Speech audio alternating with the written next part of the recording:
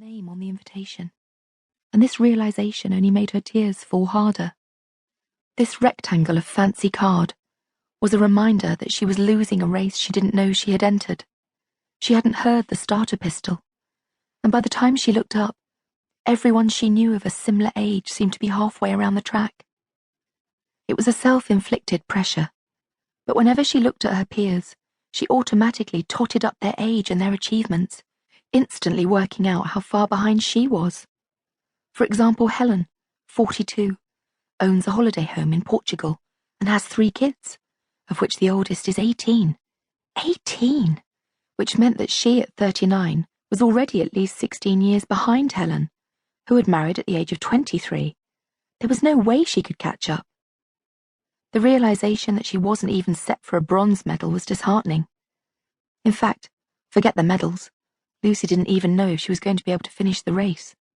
If she did, everyone else would have left the arena long ago, meaning there would be no one there to witness her achievement, and so what would be the point? She glanced at Tansy, who looked lovely in her duck-egg blue 50s-inspired frock, as she rocked the sleepy Benedict in her arms, cooing, shh, with a look of abject fear that if she stopped rocking, or indeed cooing, he might wake up fully and yell. And that would never do, not in a church on this auspicious day, when he was the star of the show. Tansy had what Lucy considered to be mum-like proportions, an ample bosom, sturdy arms and a broad back, quite unlike her good self, who had, for as long as she could remember, been best described as scrawny.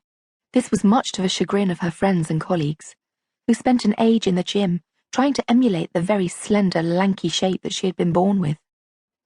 Mum-like proportions or not, it was Tansy who stood with her beautiful, sleepy child in her arms, her teenage son Michael by her side, and Rick, her tall husband, standing with an arm draped around her.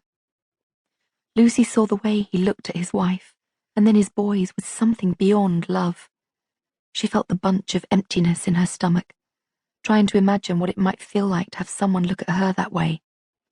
And just like that, she was once again acutely aware of her singledom.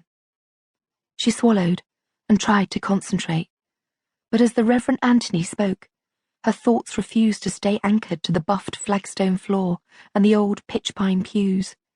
Instead, she stared over his head at the stained-glass windows high above. Richard and Davina.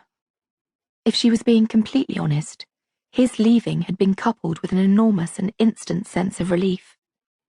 In the years since they had split, she had been able to breathe properly and laugh heartily and commit more fully to her job, which hadn't gone unnoticed in her quarterly appraisal, where a directorship had been mentioned. She and Richard had clearly been mismatched, not least of all because she was a stickler for little things like fidelity, and he, rather obviously, was not. But it was more than that.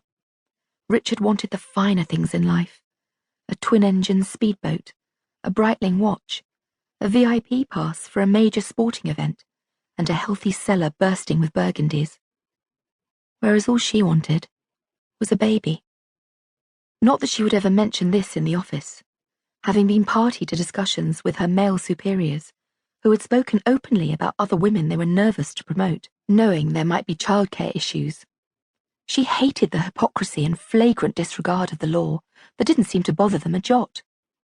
She found it quite ironic that her friends who leant on the window ledge and admired the view from her swanky London office, and who flexed her company credit card longingly between their fingers before trying on her enviable collection of shoes, the same ones who sat at home surrounded by a mess of baby paraphernalia, floors cluttered with baby gyms and soft toys, and whose worktops were crammed with sterilizers, bottles and baby wipes. These were the friends she yearned to trade lives with, and she would have done so in a single heartbeat.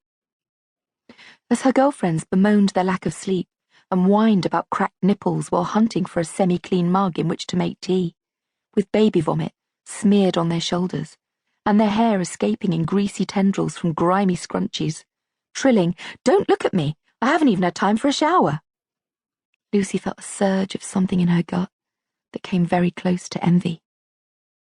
Arriving home to her beautiful, spacious, neutral-toned apartment,